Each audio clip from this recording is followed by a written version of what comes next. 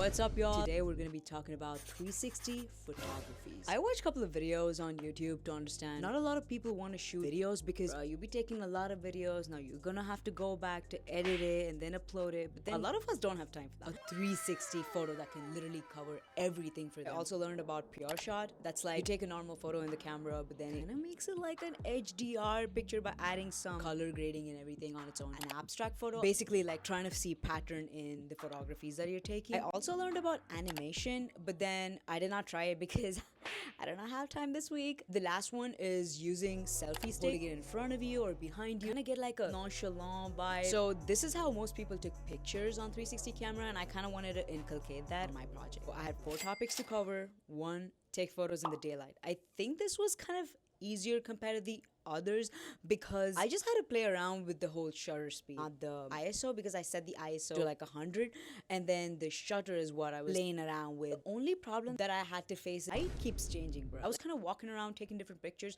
but then the light, you need to constantly keep adjusting your shutter, and also there's no aperture. So walking on street and I saw the agriculture majors decorating this street, and then look, I asked him if I could take a picture, and I did, and that picture came so beautiful, although his hat was a little glazy, but I love that picture. Also another picture where I was just sitting trying to be nonchalant because I had to click pictures. I was like muted, I didn't know what to do, but then these ladies just walked right past the camera, and I thought it's gonna be bad because obviously the photo is gonna stitch, but it kind of came good. Coming to the next topic, taking pictures in low light.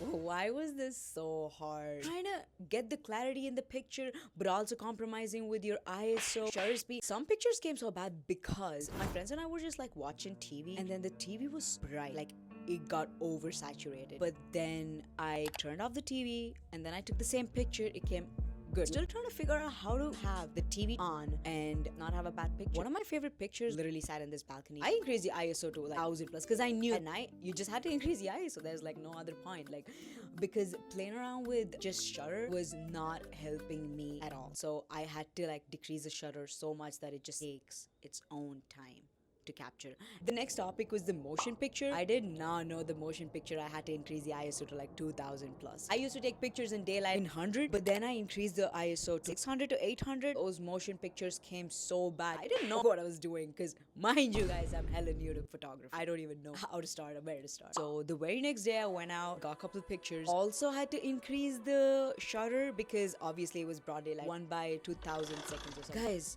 I'm not gonna lie, but these numbers are very complicated to even say. Like, I'm new. Just know that I'm new.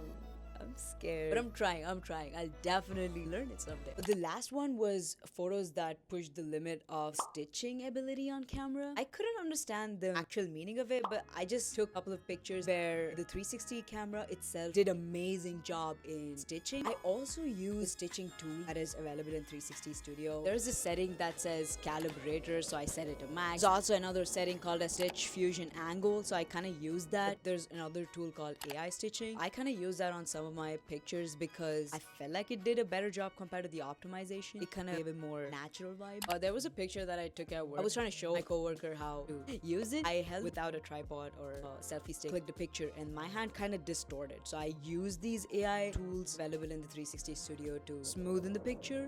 There was another picture that I took while I was looking at the stars.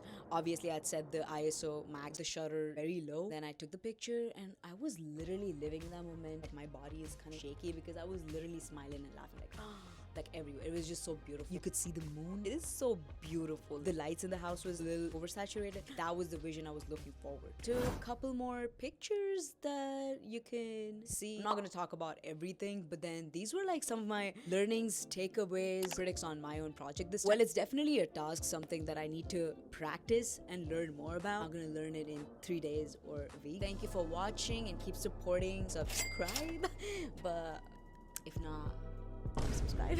But thank you for watching.